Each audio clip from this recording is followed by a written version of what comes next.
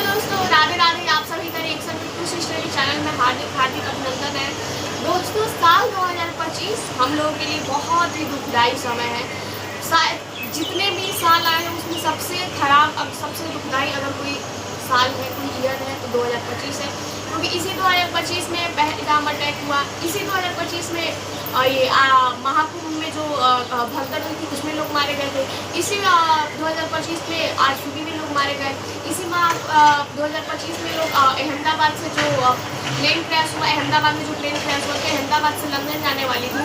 और अभी आज रविवार के सुबह 5:30 बजे केदारनाथ से गौरीकुंड जाने वाली एक हेलीकॉप्टर में 7 लोग सवार थे और वो प्लेन क्रैश हो गया, हेलीकॉप्टर क्रैश हो गया और उसमें सातों के सातों लोग ऑन द स्पॉट मारे गए थे। जिसमें कि 2 लोग यूपी के थे, 2 लोग महाराष्ट्र के थे, जिसमें एक उत्तराखंड के थे और एक थे जो गुजरात के थे और एक पायलट राजवीर चौहान जो कि जयपुर राजस्थान से थे।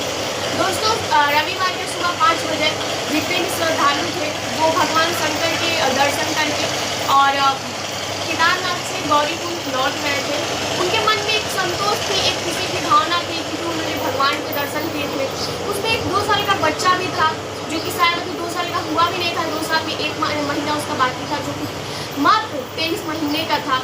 2 साल का बच्चा था। सारे लोग खुश थे, सारे लोग बहुत ही संतोष भावना से भगवान के दर्शन करके गौरीकुंड लौट रहे थे। पर किसको पता था कि शायद ये उनके जीवन का आखिरी यात्रा हो सकता है, शायद ये उनके जीवन का आखिरी पल है जो कि वो अभी यहाँ पे व्यतीत कर रहे हैं।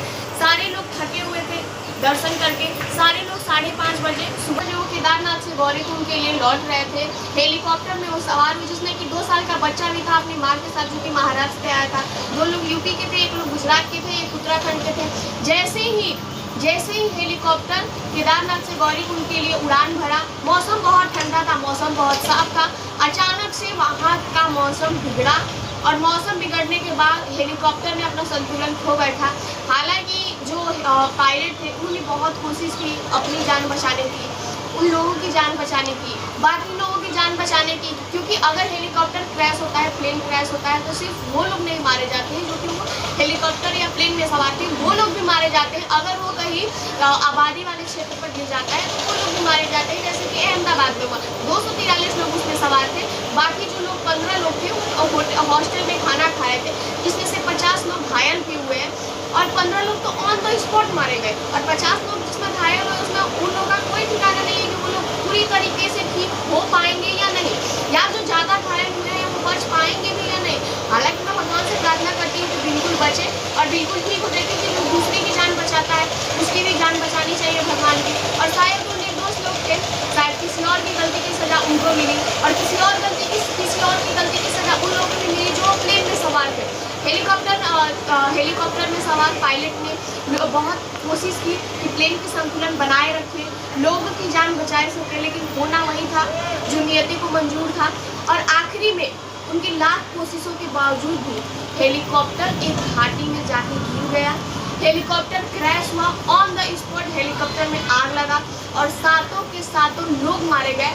और सबसे ज़्यादा अगर कोई दुखदाई है ना तो वो 2 साल का बच्चा, जिसको तो अभी जीवन के बारे में पता भी नहीं था, जो अपनी माँ के साथ आया था दर्शन करने के लिए। देखिए, उन्होंने बोला है इस पर सख्त कदम उठाया जाएगा और ये निश्चित किया जाएगा कि आज के बाद केदारनाथ से और गौरीकुंड जाने वाली जितने भी हेलीकॉप्टर की सुविधाएं हैं वो बंद की जाएगी, क्योंकि केदारनाथ की मौसम कभी भी बिगड़ जाती है और मौसम के बिगड़ने से किसी की जान नहीं चली जाएगी। हम 10 किलोमीटर पैदल चलकर चले जाएँ, गधे पे चले जाएँ, ऊँट पर चले जाएँ, किसी सवारी से चले जाएँ, वो चलेगा, लेकिन हेलीकॉप्टर से जाके हम अपनी जान नहीं गंवाएंगे।